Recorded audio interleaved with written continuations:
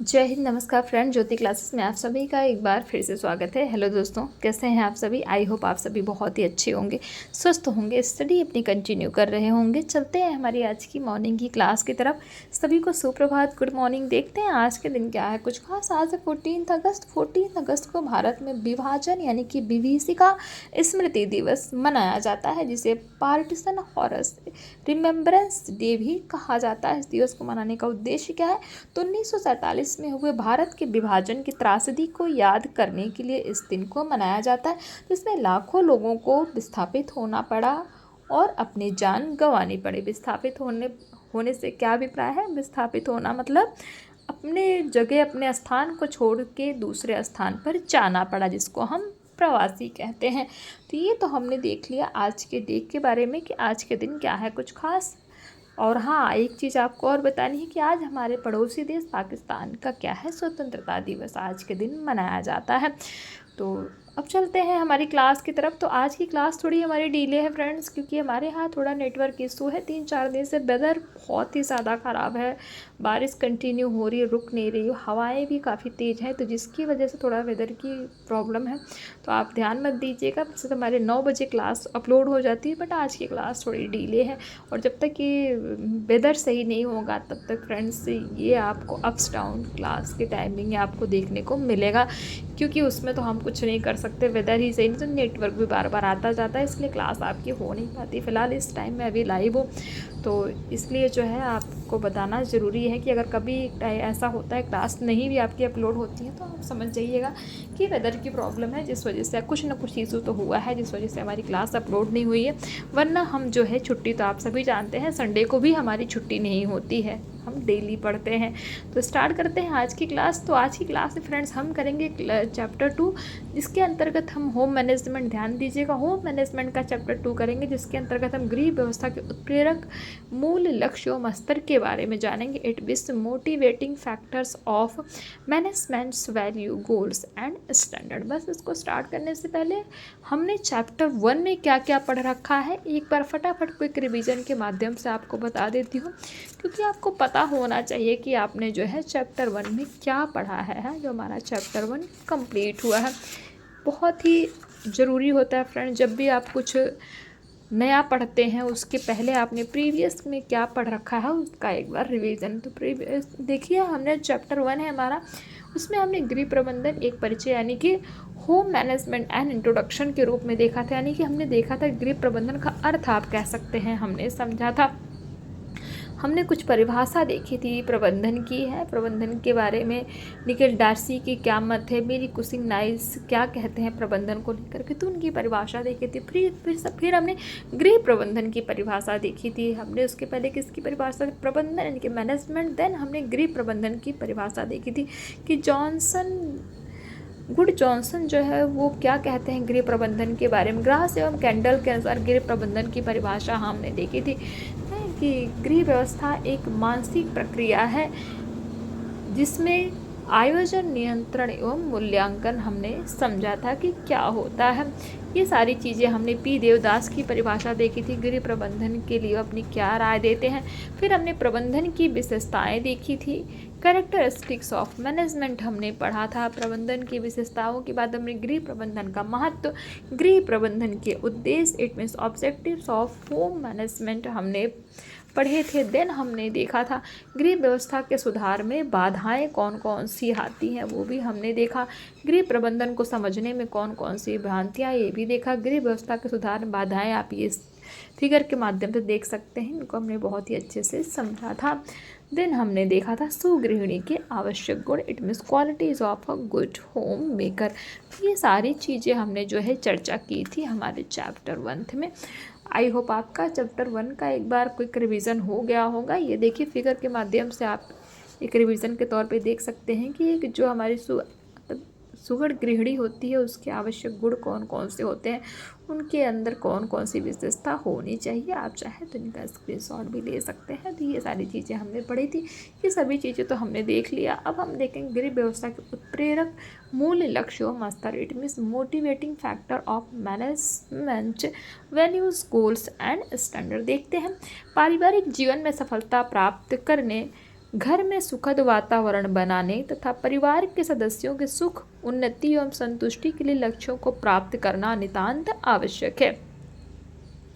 लक्ष्यों की प्राप्ति हेतु निरंतर संघर्ष करना पड़ता है तथा विकट से विकट समस्याओं को संघर्ष स्वीकारते हुए उनका जो विकट से विकट समस्याएं आती हैं उनको स्वीकारते हुए उनका निराकरण करना आवश्यक होता है। इस प्रक्रिया में उसे कई निर्णय लेने पड़ते हैं।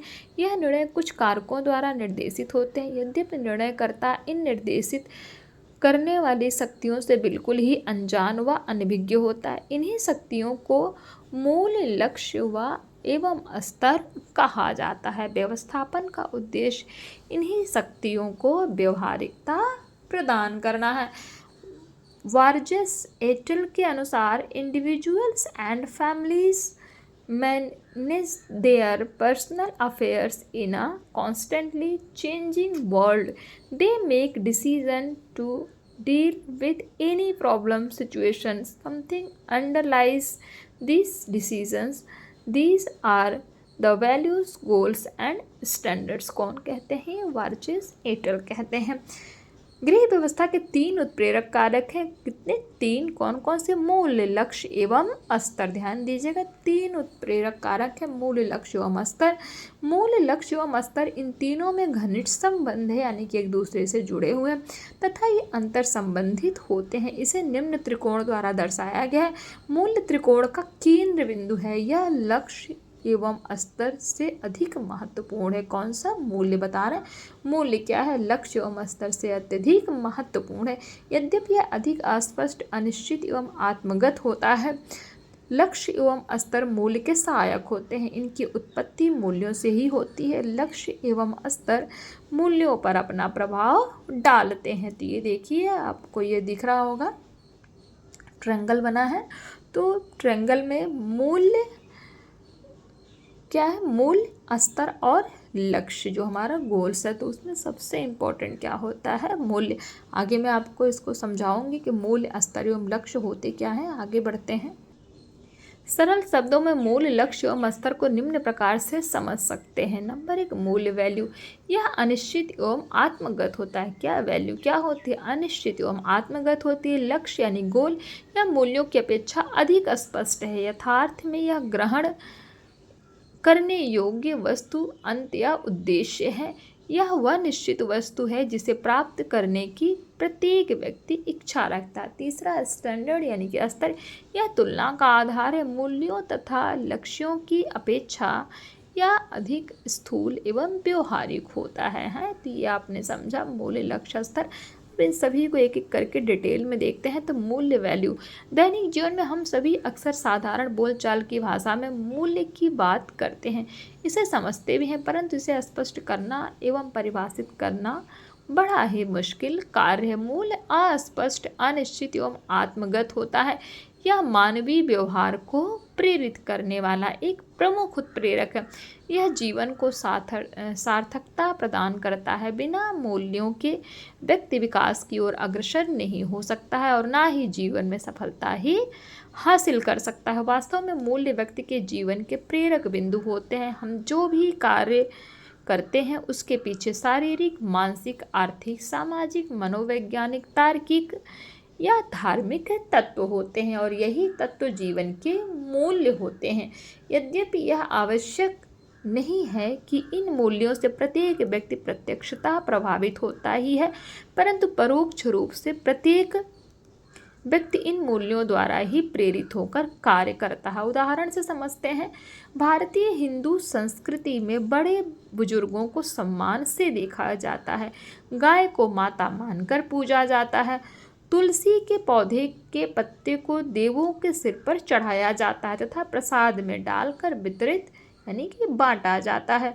परंतु विदेशों में ऐसा नहीं है। वहाँ वृद्धों को उतना अधिक आदर सम्मान नहीं मिलता है। इसी कारण वृद्धों के भरण पोषण का भार वहाँ की जनता पर न होकर सरकार पर होता है। वृद्धों को मरणोपरांत होने वाली क्रियाओं के लिए पहले से ही उसे स्वयं ही इंतजाम करना पड़ता है। ये कहाँ की बात हो रही है? विदेशों की बात हो रही है। मूल्य निर्णय विवेचन तथा विश्लेषण का मुख्य आधार है। यह व्यक्ति की रुचियों एवं इच्छाओं से उत्पन्न होता है। सामाजिक प्राणी होने के नाते मनुष्य उन मूल्यों को अपनाता है जिसे समाज से मान्यता दे रखी है। प्रत्येक व्यक्ति के अपने कुछ मूल्य होते हैं जिनसे प्रेरित होकर वह कार्य करता है। इससे उसे संतुष्टि एवं सुख मिलता है। ऐसे देखा जाए तो मनुष्य के जीवन का मुख्य उद्देश्य ही जीवन मूल्यों का निर्माण कर उन्हें सुरक्षित रखना है। यह उनकी संस्कृति है। यदि इसे सुरक्षित नहीं रखा जाए तो समझना चाहिए कि मनुष्य अपनी संस्कृति खो रहा है। प्रत्येक व्यक्ति के जीवन में मूल्यों का विशिष्ट स्थान है। इसी से उसे सुख, शांति, संतोष मिलता है।